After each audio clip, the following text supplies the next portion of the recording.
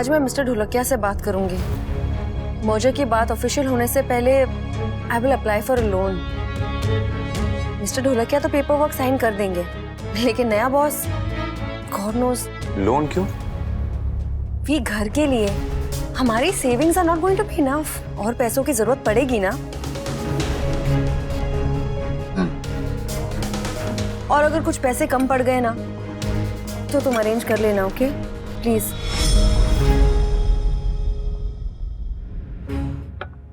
क्या सोच रहे हो वी?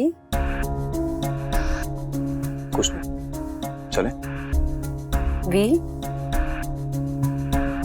हाँ बाबा, हटा रहा हूँ प्लेट में। अरे बैठो। मैं प्लेट की नहीं, पैसों की बात कर रही हूँ। आई कांट बिलीव इट कि पैसा हमारे बीच में इशू बन गया है। स्पेशली जब तुम अच्छी तरह से जानती हो कि पैसों के मामले में मैं किसी से कोई फेवर नहीं लेती। अगर तुमसे मांग रही हूँ तो तुम्हें लौटा दूंगी ना वी। आई डोंट अंडरस्टैंड, जब हमें साथ ही रहना है तो फिर एक साथ घर खरीदने में प्रॉब्लम क्या है? काव्या, मेरे ऊपर और भी जिम्मेदारियां हैं। और मैं जानती हूँ कि मैं तुम्हारी जिम्मेदारी नहीं हूँ, लेकिन मैं कुछ तो हूँ वी, मेरे लिए, एक्चुअली हमारे लिए, हमारे घर के लिए, हमारे फ्यूचर के लिए वी। क्या तुम इतना भी नहीं कर सकते? काव्या प्लीज सुबह सुबह बात का पतंगर मत बनाओ। I am already very stressed. वी, पैसे मत दो, मगर जवाब दो। दे दिया। मेरे ऊपर और भी बहुत जिम्मेदारियां हैं, मेरे माँ बाप की हेल्थ की, मेरे बच्चों के एजुकेशन की, और अब तो किंजल भी घर आ गई है। तुम किंजल को क्यों काउंट कर रहे हो? She is rich enough, she doesn't need your money. हाँ तो क्या करूं? मिसेस दवे से दहेज लेके अपनी बहू को आगे बढ़ाऊं? किंजल के खर्चे के लिए उनसे पैसे लूं? देखो काव्या, सीधी सी बात है, मैं अच्छा खासा कमाता हूं, लेकिन मेरे पास फालतू खर्चा, मैं एक्स्ट्रा बोझा नहीं उठा सकता। फालतू? अनुपमा के खर्चे, मगर मेरे खर्चे अब फालतू लगने लगे हैं तुम्हें? अभी अनुपमा कहां से बीच में आ गई? अनुपमा हमारे बीच में से गई कब थी भी?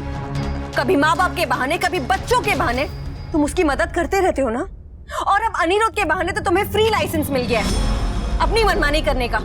कहीं ऐसा तो नहीं कि तुम जिंदगी भर दोनों कश्तियों में सवार रहना चाहते हो? आज कह दिया, दोबारा मत कहना। और रही बात पैसे की, तो मैं किसी प्रॉपर्टी में अभी इन्वेस्ट नहीं कर सकता। तुम्हें जो आशियाना चाहिए वो मैं नहीं बना सकता। और बेटर होगा कि तुम पहले अनिरुद्ध को डिवोर्स करो, उसे निकालो, फिर हम अनुपमा की बात करेंगे। ओके? नीचे कार में हूं।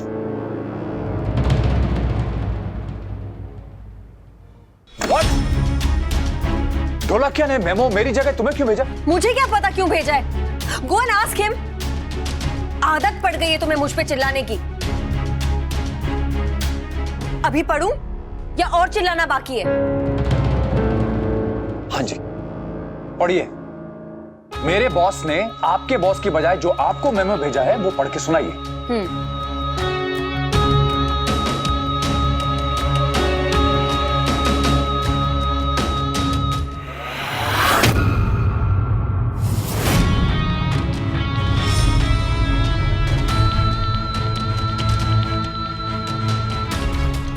अरे बताओ ना क्या लिखा है? लिखा है कि मर्जर के बाद जो नए मैनेजमेंट टेक ओवर करने वाली है, उसने डिसाइड किया है कि पिछले 3 महीनों में जो भी प्रोजेक्ट्स और क्लाइंट्स तुम्हारे हाथ से गए हैं, उनकी भरपाई अगर तुरंत नहीं की गई with new clients and projects तो क्या? मैंने पूछा भरपाई नहीं की तो क्या? तो तुम्हें जॉब से निकाल देंगे भी।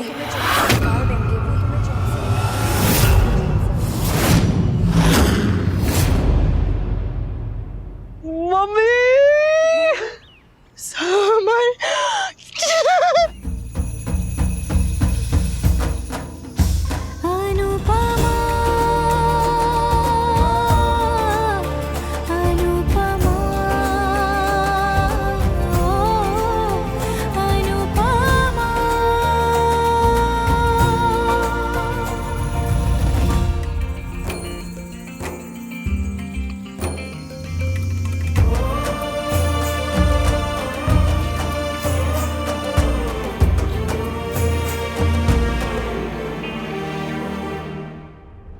सच कहते हैं, कॉर्पोरेट वर्ल्ड में कोई किसी के अचीवमेंट्स कभी देखता ही नहीं, लेकिन फेलियर्स पे सबकी नजर रहती है। ढोलकिया को मेरे वो क्लाइंट्स, मेरी वो डील्स जो हमारे हाथ से चली गई वो दिखाई दे रहा है, लेकिन इतने सालों में मैंने जो नए क्लाइंट्स लाके दिए, इतना कंपनी का प्रॉफिट करवाया और इतनी सारी डील्स जो अकेले हैंडल की, वो नहीं दिखाई दे रहा है। दिवाली का बोनस तक नहीं दिया इस आदमी ने मुझे, और दिया तो क्या दिया, ये मेमो। ना मेमो थोड़ी है, धमकी है ये। रिलैक्स वी, ऐसा नहीं है कि मिस्टर ढोलकिया ने तुम्हें जॉब से निकाल दिया है। It's just a warning. हम वैसी नौबत नहीं आने देंगे वी। तुम्हारे लिए कहना बहुत आसान है काव्या, क्योंकि तुम्हारी नौकरी खतरे में नहीं है। और होगी क्यों? तुम तो ढोलकिया के फेवरेट हो ना।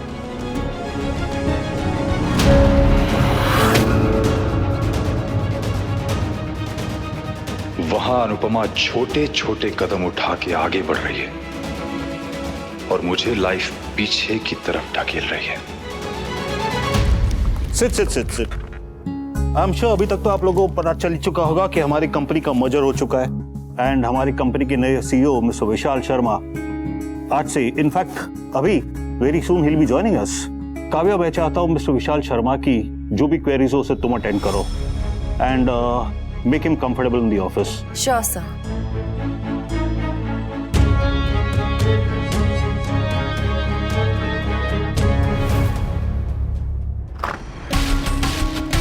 Hello everyone.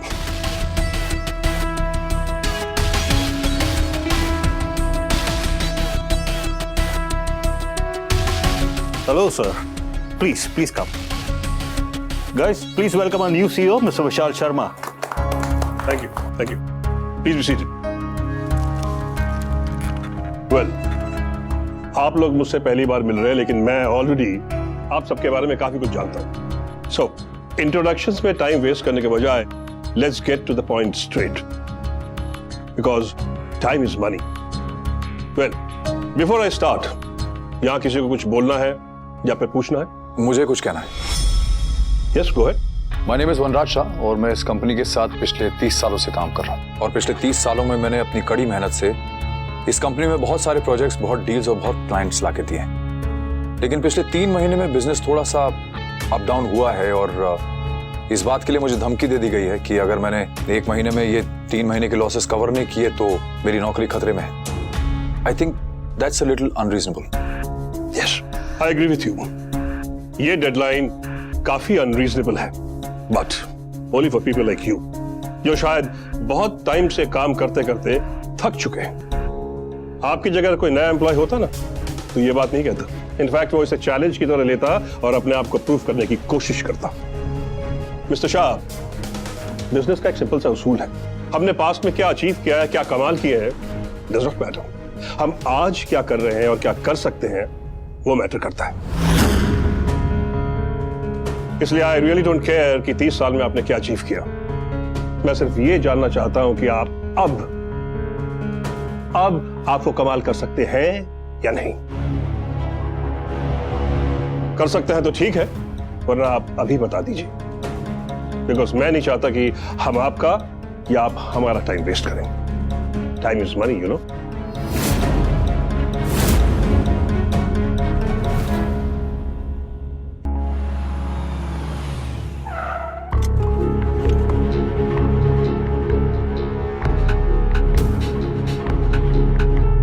आई नो तुम्हें पसंद नहीं है कि मैं तुम्हारी फैमिली मैटर्स में बोलती हूँ, लेकिन मुझे कुछ कहना है।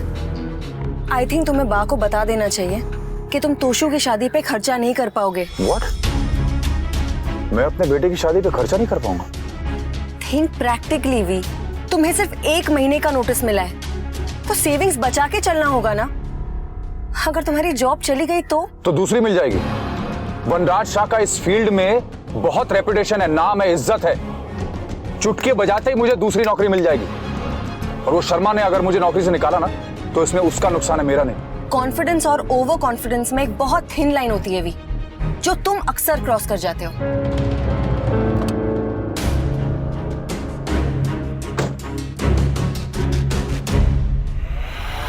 जिस भी औरत के साथ रहो वो ज्ञान के मोती बांटने लगती है।